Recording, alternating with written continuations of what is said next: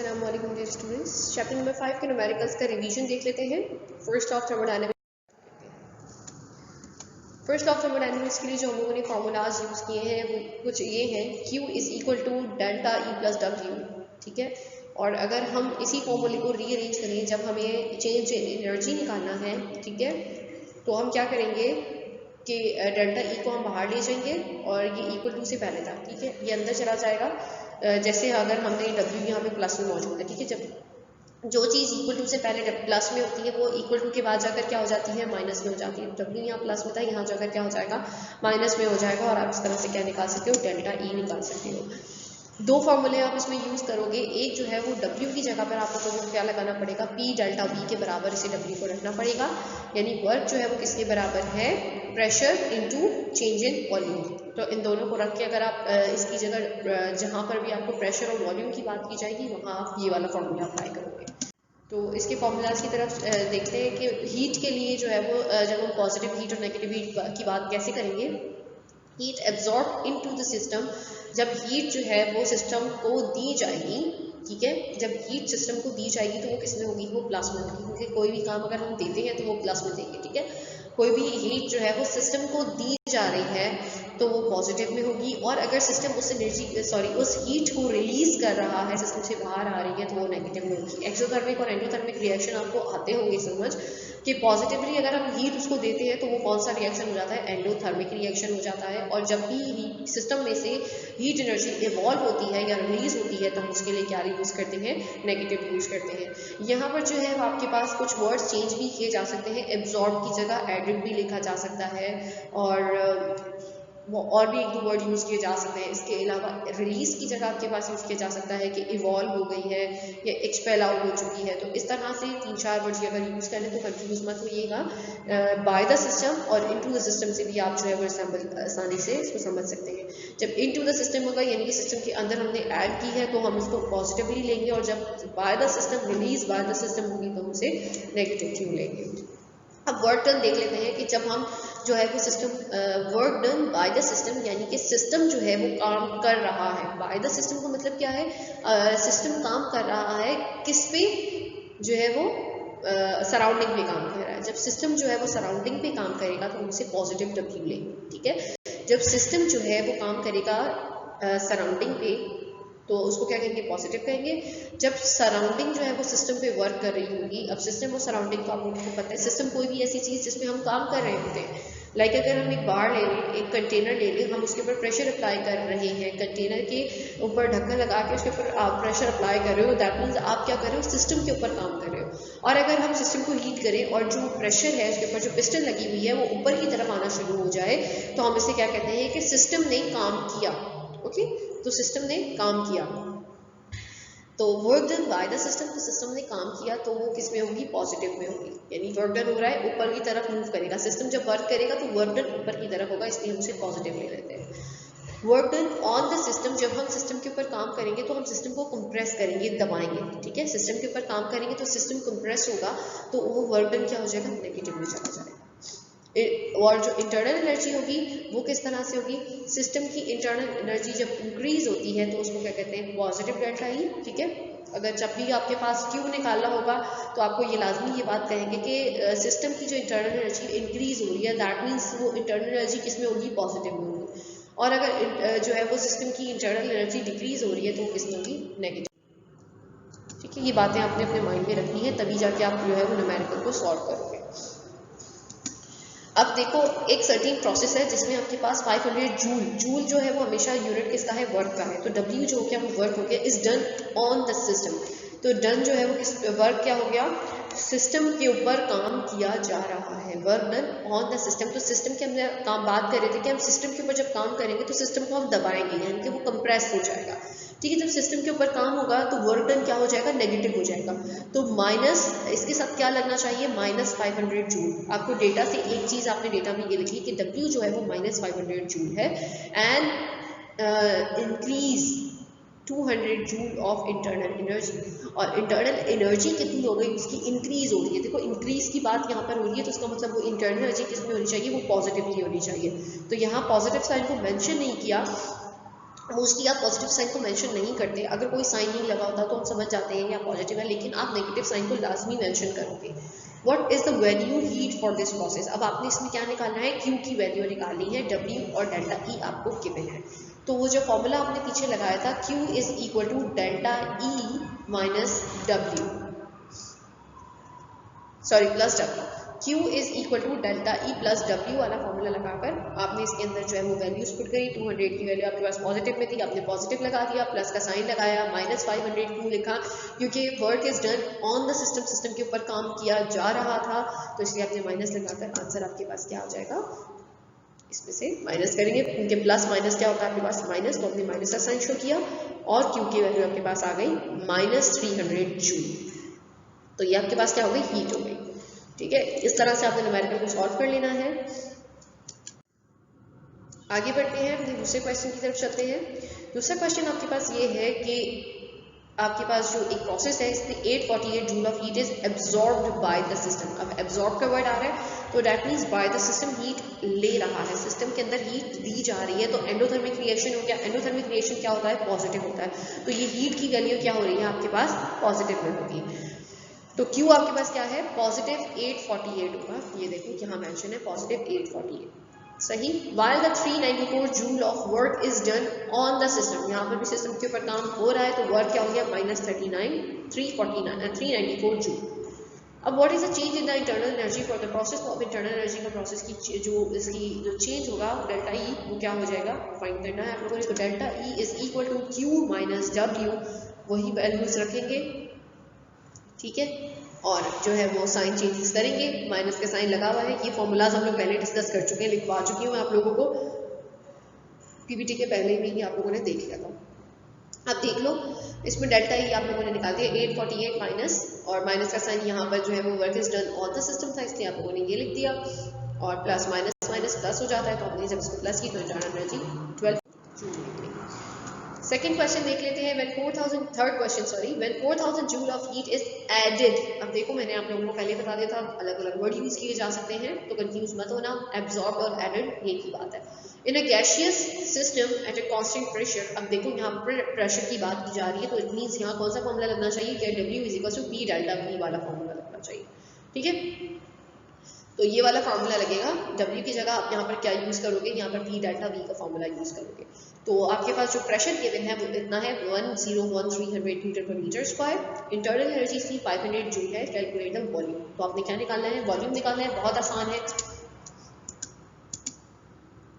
इस तरह से आपने पहले फॉर्मूला डेटा कंस्ट्रक्ट किया इसका, उसके बाद इसका फॉर्मूला मेंशन करोगे। फॉर्मूला क्या है आपके पास, Q is equal to delta E plus P delta W delta V, sorry. अब आप देखो इस फॉर्मूले को आपने कैसे अरेंज करना है।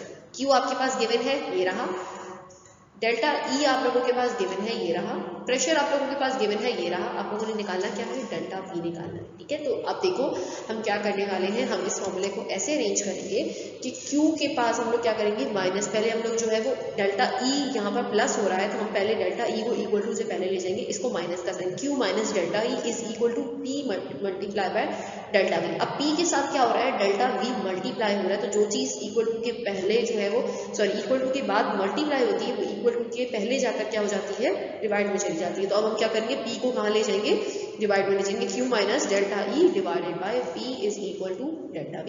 तो अब आप इस तरह से अरेंज कर चुके हो, वैल्यूज पुट करोगे। Q क्या है 4000, ये रहा, माइनस 500 क्या है आपके पास, डेल्टा ई 500 है, ये मेंशन हो गया, ठीक है, और डिवाइड कर दिया आपने न्यूटन पर मीटर स्क्वायर इन प्रेशर से, और आपके पास आंसर वॉल्यूम का कितना गया 0.034, ठीक है। तो इस तरह से आपने आंसर निकाल दिया। अब आपको एक पोर्शन दिया हुआ है, एक सवाल दिया हुआ है, और उसमें जो है वो 3 पोर्शंस दिए हुए हैं।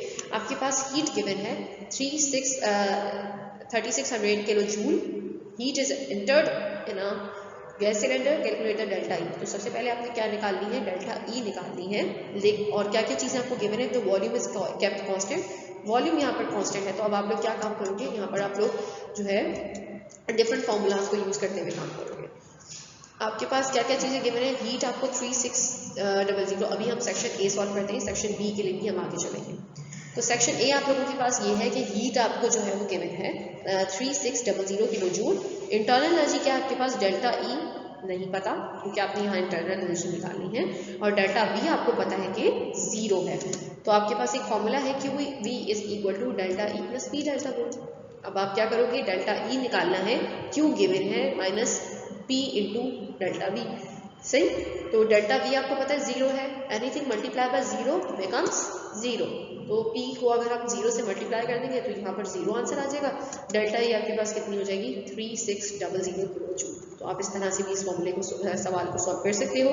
अब यहाँ बी क्वेश्चन में क्या गिवन है, if the volume is not constant. अब यहाँ पर वॉल्यूम कांस्टेंट नहीं है और वर्क आपको गिवन है, वॉज परफॉर्म्ड बाय गैस। तो वर्क कर रही है गैस, ऊपर की तरफ मूव करेगी, ठीक है। तो गैस वर्क कर रही है, दैट मीन्स जो है वो सिस्टम काम कर रहा है। तो आपके पास सिस्टम जब काम करता है तो आपके पास वर्क क्या हो जाता है, वेक्टर हो जाता है, ठीक है।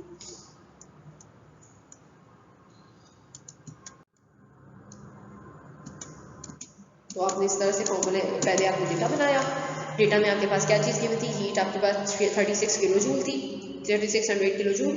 चेंज इन इंटरनल एनर्जी आपको नहीं पता, वर्क डन आपके पास गिवन है 800 kilo joule. Q is equal to delta E plus W का फॉर्मूला लगेगा, Q minus W is equal to delta E. आप बहुत आसानी से इस फॉर्मूले को निकाल सकते थे, ठीक है। माइनस का साइन रख के आप लोगों ने साइन के जो है वो साइन कन्वर्जन करी, और डेल्टा ई आप लोगों ने 44 किलो निकाला। उसके बाद अब आपके पास सेक्शन सी में क्या गिवन है, सेक्शन सी में आप लोगों को वर्क जो है वो पॉजिटिवली गिवन है, यानी कि अब सिस्टम जो है वो काम कर रहा है। पहले सिस्टम के ऊपर काम हो रहा था, अब जो है वो सिस्टम काम कर रहा है। तो आप लोग क्या करेंगे, इसको इस तरह लिखेंगे पॉजिटिवली, ठीक है। बस आप लोगों ने यहाँ पर वही फॉर्मूला यूज करना है, Q is equal to delta E plus W, Q minus W is equal to delta E, और फिर क्या करना है कि डेल्टा ई को बाहर लेकर जाना है। इस तरह से आपने अरेंज रखा, 3600 जो रिवर्टन था माइनस 5200, इस तरह से आपने रखकर वैल्यूज निकाली। क्या आंसर आया आपके पास, 1600 माइनस 1600 किलो जूल। तो ये इंटरनल एनर्जी आपके पास क्या होगी, 1600 किलो जूल। अब हम लोग चलते हैं हेसिस लॉ की तरफ। ये आप लोगों की थर्मोडायनेमिक्स के सारे लॉ कंप्लीट हो चुके हैं कि थर्मोडायनेमिक्स में आपके पास इस तरह से क्वेश्चंस पूछे जा सकते हैं। तो मैंने आपको चारों एग्जांपल्स इन क्वेश्चंस की करवा दी हैं। अब इन क्वेश्चंस को बैठ के सॉल्व कीजिए।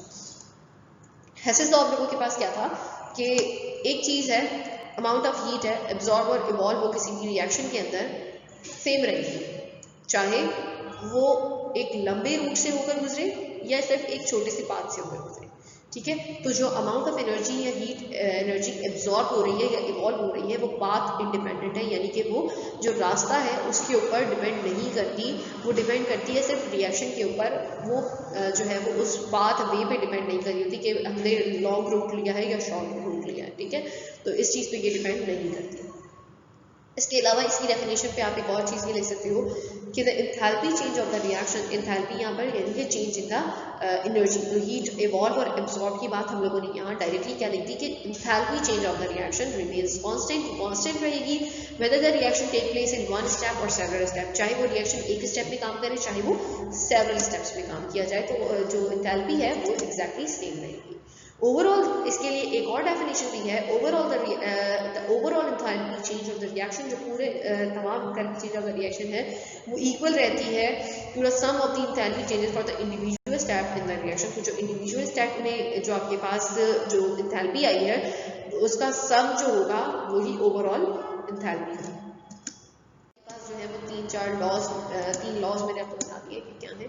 अच्छा, अब मैं इसकी जो है वो एक्सप्लेनेशन ये बताती हूँ आप लोगों को कि आप लोगों के पास एक कंपाउंड है ए से जो आपके पास कंपाउंड डी बन रहा है उसके लिए जो डेल्टा एच है आप लोगों के पास वो लाइक एग्जाम्पल में भी अभी हम आगे चलेंगे कि किस तरह से हम लोगों ने किया। तो अब एक जो कंपाउंड बन रहा है ए से लेकर जो डी तक बन रहा है ये एक स्टेप में काम हो रहा है, ठीक है। और इसको घुमा के अगर हम चलें कि ए जो है पहले वो बी में कन्वर्ट हो, बी सी में कन्वर्ट हो और सी डी में कन्वर्ट हो, तो इनका क्या करेंगे हम, इसकी जो एनर्जी होगी या इसका जो इंथैल्पी चेंज होगी वो किसके बराबर होगी, वो इन तीनों इंथैल्पीज के बराबर होगी जो डिफरेंट स्टेप्स में की गई है, ठीक है। एक स्टेप में की गई एनर्जी बराबर है डिफरेंट स्टेप में की गई जो है वो एनर्जीज के। जैसे अब ए को डी में कन्वर्ट करने के लिए जो एनर्जी है वो लाइक अगर 91 जूल है, तो यहाँ पर भी इनके अंदर इस तरह से 49 ऐड हो जाएगा, इस तरह से और ऐड हो जाएंगे, और लेकिन लास्ट में जो आंसर आएगा वो 91 जूल ही आना चाहिए। तो इन सबको ऐड करने के बाद डेल्टा एच निकाली जा सकती है। तो अगर कोई भी रिएक्शन जो है वो इंथैल्पी जो है वो बिफोर जो अगर रिएक्शन जो है वो सिंगल स्टेप में किया गया है तब भी वो सेम रहेगी, और अगर रिएक्शन जो है वो मल्टीपल स्टेप्स में किया गया है तब भी वो चेंज रहेगी, सेम रहेगी, वो जो है वो पाथ पे डिपेंड नहीं कर रही होती। वेरिफिकेशन कर लेते हैं इस लॉ की कि किस तरह से इस लॉ पे जो है वो वेरिफिकेशन हुई है। तो पहले स्टेप में आप लोगों के पास क्या है, ये जो काम हुआ है ये एक ही स्टेप में हुआ है, ठीक है। तो हम इसको स्टेप में देख लेते हैं कि पहले स्टेप में जैसे हम लोगों ने कन्वर्जन की थी कि कार्बन डाइऑक्साइड प्लस NaOH, ये 2 स्टेप में भी काम हो सकता है, ठीक है। जैसे 49 प्लस 41 पहला स्टेप आपके पास हो गया कार्बन डाइऑक्साइड प्लस NaOH, और क्या इवॉल्व हो रही है NaHCO3 और 49 किलो जूल, ठीक है। पहले स्टेप में क्या हुआ कि आपके पास कार्बन डाइऑक्साइड और NaOH, यानी हम क्या करें A से अब B में जा रहे हैं, A से B और अब ये B से C में जा रहे हैं। देखो तो दूसरे स्टेप में भी ये काम हुआ, इन दोनों की -41 हो गई, और जब इनको ऐड कर दिया तो आपके पास आंसर क्या हो गया 90 किलो जूल। लेकिन अगर हम इस स्टेप को इस तरह कर रहे होते कि अगर हम जो है वो ऐसे इसको वर्क कर पाते, यहाँ पर हम रखते carbon dioxide CO2 plus 2NaOH। देखो अब मैंने क्या लिया, ऊपर एक NaOH लिया गया है, फिर नीचे दूसरा NaOH लिया गया है। अगर हम इन दोनों NaOH को एक ही दफ़ा लिख दें, यानी इस काम को हम एक स्टेप में करें, तब भी जो आंसर आएगा वो 90 किलो जूल ही आएगा। तो इसीलिए क्या है कि अगर हम एक रिएक्शन को एक स्टेप में करना चाहें तो भी आंसर 90 किलो जूल आएगा, और अगर हम उसी रिएक्शन को 2 स्टेप्स में भी कर दें तब भी आंसर क्या होगा 90 किलो जूल ही आएगा। तो इस रिएक्शन का मकसद या हेसेल्स लॉ की वेरिफिकेशन इस एग्जाम्पल से हो सकती है। हीट ऑफ फॉर्मेशन के क्वेश्चंस देख लेते हैं कि हम लोगों के पास जो हीट ऑफ फॉर्मेशन के क्वेश्चंस थे, जिनको हम लोगों ने बोले थे कि ये क्वेश्चंस जो है वो एग्जाम पॉइंट ऑफ व्यू से बहुत इंपॉर्टेंट है और लाजमी आता है। तो हम इसकी तरफ चलते हैं। Determine the heat of formation for the reactor. तो हमें हीट ऑफ फॉर्मेशन निकालनी है। आप लोगों को इस तरह से क्वेश्चन गिवन होगा, ये क्वेश्चन है, ठीक है। इस तरह से एक इक्वेशन गिवन होगी और साथ ही इनके सेट्स भी गिवन होंगे विद देयर इंटरनल एनर्जीज, सही। अब देखो क्या करना है, यहाँ पर अमोनिया कहाँ पर है आपके पास, रिएक्टेंट साइड पे, ऑक्सीजन भी रिएक्टेंट साइड पे, NO रिएक्टेंट प्रोडक्ट साइड पे, और 6H2 भी प्रोडक्ट साइड पे, ठीक है। तो अब आपने सबसे पहले क्या काम करना है, अमोनिया, पहले एक ही चीज़ को देखते हैं कि अमोनिया हमारे पास कौन सी इक्वेशन में मौजूद है। तो अमोनिया हमारे पास जो है वो इस इक्वेशन में मौजूद है, और कहीं मौजूद है नहीं है, तो यानी इस इक्वेशन में मौजूद है। अब आप मुझे एक बात बताओ, जब भी हम, क्योंकि यहाँ पर अमोनिया किस साइड पे मौजूद है, प्रोडक्ट साइड पे, और यहाँ पर अमोनिया किस साइड पे मौजूद है, ऊपर रिएक्टेंट साइड पे। तो हम क्या करते हैं, जब हमें इस चीज़ ऐसी सिचुएशन आती है तो हम इक्वेशन को रिवर्स कर देते हैं। क्या करेंगे, रिवर्स कर देंगे, ठीक है। रिवर्स करने पे क्या होता है, साइन फौरन से चेंज हो जाता है। रिवर्स करने पे क्या होगा बच्चों, ये जो इसका डेल्टा H का साइन है ये माइनस में है, ये किस में कन्वर्ट हो जाएगा, ये प्लस में कन्वर्ट हो जाएगा जब भी हम किसी चीज़ को रिवर्स करते हैं। क्योंकि देखो तुम लोगों के पास अमोनिया कहाँ मौजूद थी, रिएक्टेंट साइड में मौजूद थी, और हमें चाहिए, और हमारे पास जहाँ पर जो अमोनिया मौजूद है वो किस साइड पे मौजूद है, प्रोडक्ट साइड पे मौजूद है, और हमें चाहिए कहाँ पर, हमें चाहिए रिएक्टेंट साइड पर। तो हम इस काम के लिए क्या करते हैं, इक्वेशन को रिवर्स कर देते हैं, ठीक है।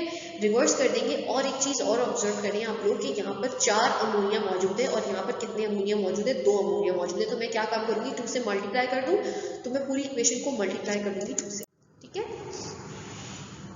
पूरी इक्वेशन को हम क्या करेंगे, मल्टीप्लाई कर देंगे 2 से। ये देखो, reverse and multiply 2, equation number 1 ये आपके पास क्या हो गई, ये वाली इक्वेशन हो गई, ठीक है। हम इसकी बात कर रहे हैं, ये इक्वेशन नंबर 2 है। इसमें हम क्या करेंगे, इक्वेशन नंबर 2 ये आपके पास हो गई अमोनिया, ठीक है। हमने इसको क्या करना है, रिवर्स करना है, क्योंकि हमें चाहिए अमोनिया रिएक्टेंट साइड पे मौजूद, प्रोडक्ट साइड पे। तो हम इस इक्वेशन को रिवर्स कर देंगे। तो ये जो आपके पास मौजूद है नेगेटिव में, ये किस में कन्वर्ट हो जाएगा, पॉजिटिव में। अच्छा, अब आपके पास वैल्यू आपको चेंज हुई भी नज़र आ रही होगी कि 183.6 कैसे हुआ।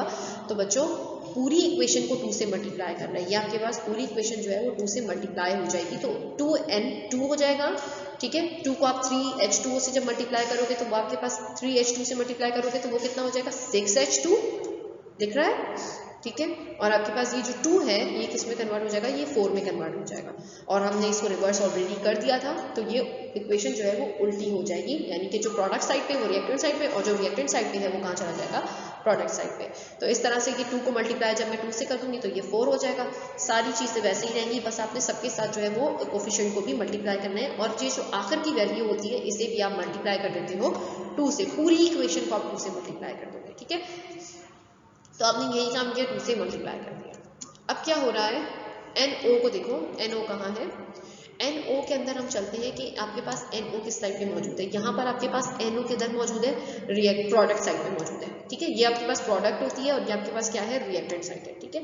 ये रिएक्टेंट साइड है।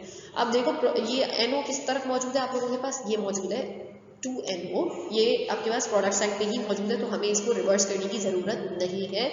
बस हम इसको क्या करेंगे, यहाँ पर 4NO मौजूद है और नीचे कितना मौजूद है, 2NO मौजूद है, तो हम इसको क्या करेंगे, जो फौरन से हम इस इक्वेशन को मल्टीप्लाई कर देंगे किससे, 2 से। तो इधर भी मल्टीप्लाई करेंगे 2 से, 2N2, 2O2 और 4NO। समझ आ गई आप लोगों को मेरी बात। तो आप इस तरह से जो है वो इस तरह से मल्टीप्लाई कर देंगे इक्वेशन को। अच्छा जी, यहाँ मैं करके दिखा रही हूँ, 2N2 हो गया, 2O2 हो गया और 4NO हो गए, और साथ ही साथ हमने किससे मल्टीप्लाई कर दिया, इस वाली वैल्यू को भी 2 से मल्टीप्लाई कर दिया, क्योंकि हम लोग पूरी इक्वेशन को मल्टीप्लाई करते हैं तो इसलिए हमने इस इक्वेशन को भी मल्टीप्लाई कर दिया, ठीक है। और साइन कन्वर्जन यहाँ नहीं होगी, क्योंकि साइन कन्वर्जन इसलिए नहीं होगी क्योंकि हमने इक्वेशन को रिवर्स नहीं किया। जब भी हम इक्वेशन को रिवर्स करते हैं तब साइन कन्वर्जन होती है। अब देखो यहाँ पर H2 कितने मौजूद है प्रोडक्ट साइड पे, 6 मौजूद है, और नीचे कितने मौजूद है, सिर्फ 2 मौजूद है। तो हम इसको 6 करने के लिए किससे मल्टीप्लाई करेंगे बच्चों, 3 से मल्टीप्लाई कर देंगे, 2 3 6।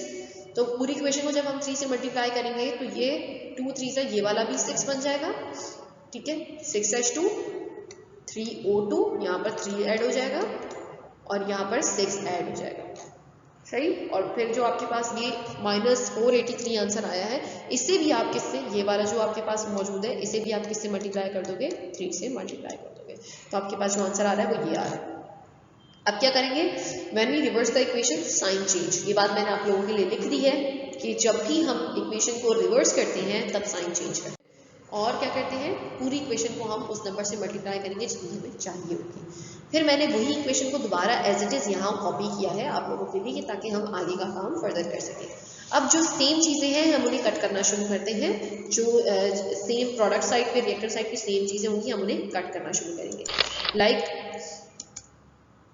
6H2 कैंसिल हो गया किसके साथ, देखो किस तरह से, ये वाला 6H2 इससे कैंसिल हो गया, ठीक है। 6H2 से कौन कैंसिल हो गया, 6H2 कैंसिल हो गया। 2N2 से कौन कैंसिल हो जाएगा, 2N2 कैंसिल हो जाएगा। क्या चीज पीछे रह गई, 4NH3, फिर आपके पास रह गए 5 ऑक्सीजन। 5 ऑक्सीजन कैसे, O2, 2 ये रहे, 3 ये रहे, ऐड हो गई ना टर्म, तो आपके पास ये हो गए 5 ऑक्सीजन हो गए। इसके बाद आपके पास 4NO बच रहा है और 6H2O बच रहा है, ठीक है। अब यहाँ तक तो आपके पास इक्वेशन बन गई। अब समीशन कैसे करोगे, इनको ऐड कैसे करोगे और माइनस कैसे करोगे, तो आपने क्या करना है, प्लस करना है 183.6 को किसके साथ, 361.2 के साथ, और उसको माइनस कर देना है 1451.1 के साथ।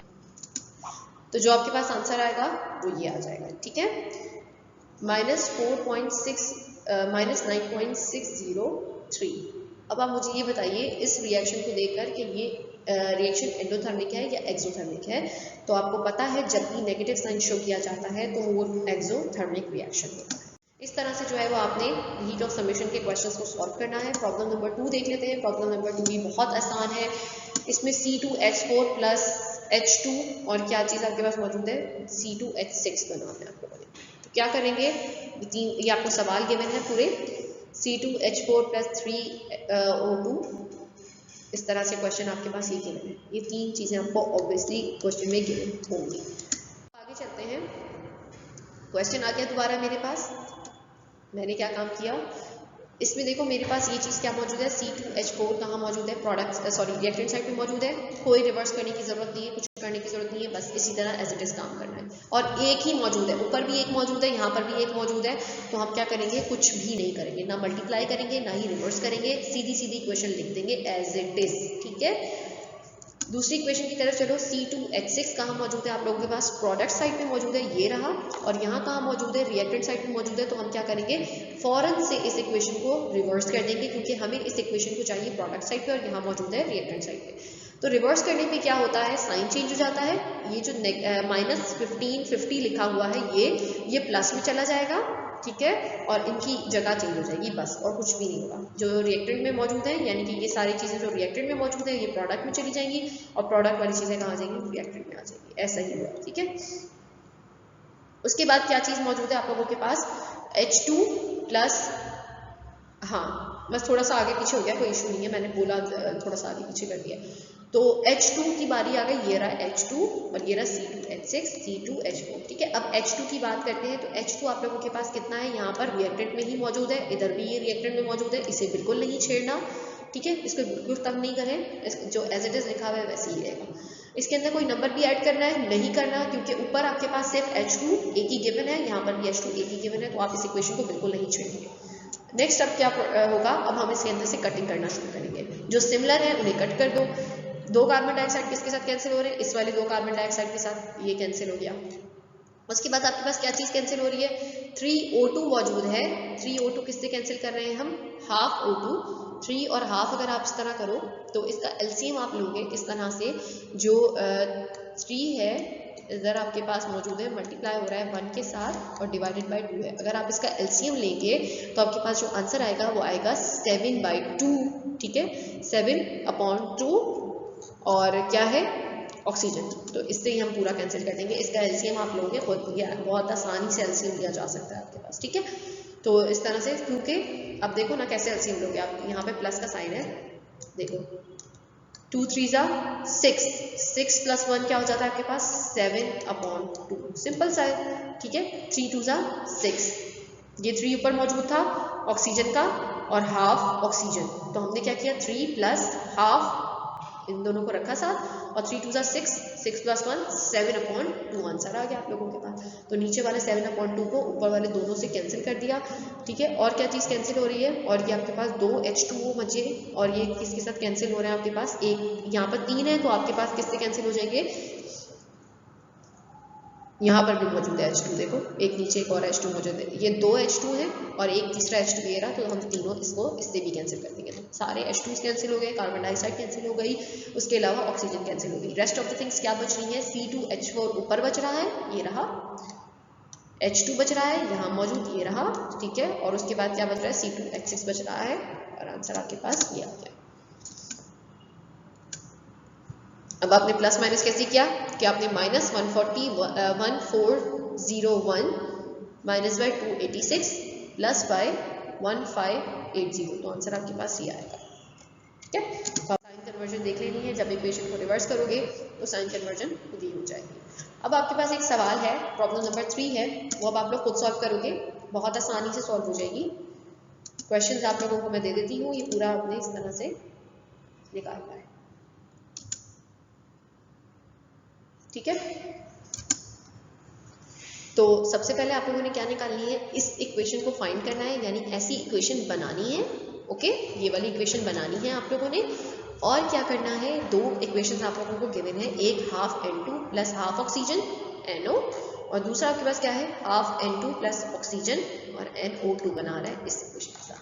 तो आपने जो है वो इसको सॉल्व करना है, आसान है बहुत, आपके लिए सॉल्व करके दी हुई है, वैसे देखना है, एक दफ़ा देख लेते हैं। चले, आपके पास जो डिज़ायर इक्वेशन है वो ये है, रिवर्स। अब क्या करेंगे, इस इक्वेशन को जो पीछे आप लोगों के पास गिवन है, इन दोनों इक्वेशंस के साथ क्या करोगे, इनको रिवर्स कर दोगे। Reversing the first given reaction and sign yields the following thermochemical reaction. ठीक है, अब जो है वो ये दोनों इक्वेशंस आप लोगों के पास गिवन थी। ठीक है, इन दोनों इक्वेशंस को आप लोगों ने क्या किया, इनके HX को ऐड कर दिया, कुछ भी नहीं किया है, सिर्फ इनके जो है वो साइंस वगैरह सब गिवन थे, सारी चीज़ गिवन थी। क्वेश्चन आप देखें वैसे ही सॉल्व करेंगे। फिर अब आप इसको जो है वो ऐड कर देंगे डायरेक्टली। N2 से हाफ, N2 से हाफ, N2 कैंसिल हो जाएगा, ठीक है। ऑक्सीजन से हाफ, ऑक्सीजन से ऑक्सीजन, अब एक ऑक्सीजन मौजूद है यहाँ पर, ठीक है। नीचे क्या मौजूद है, एक ऑक्सीजन मौजूद है।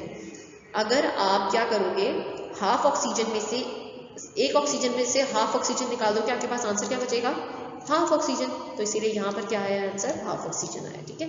NO आपने एज इट इज लिख दिया, हाफ ऑक्सीजन लिख दिया और साथ में क्या लिख दिया, NO2 लिख दिया। ये बहुत इजी क्वेश्चन था और आंसर आपने जब इसका वो HF निकाली तो -57.1 किलो, ठीक है। प्रॉब्लम नंबर 4 अब तो आप ये खुद सॉल्व करेंगे, ठीक है।